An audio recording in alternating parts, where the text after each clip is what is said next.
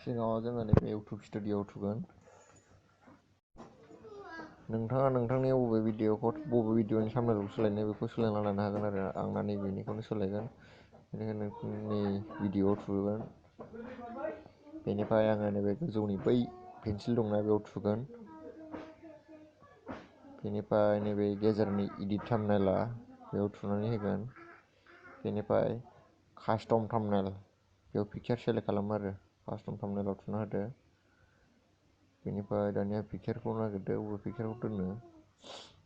आंना बानायखानाय पिक्चार दं बेखौ लायगोन आङो। पिक्चारा नैबेनो पिक्चारखौ सेलेक्ट खालामदो। बेनिफ्राय नैबे गोजौ खनायावहाय सेलेक्ट लिरनाय दं बेयाव सेलेक्टआव थुना होदो आरो बे खनायावनो सेभ दंबावो सेभआव थुना होदो।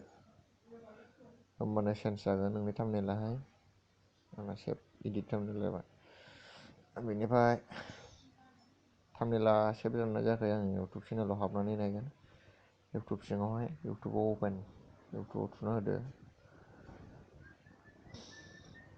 बेनिफ्राय लाइब्रेरियाव थुना इयर भिडिअ'स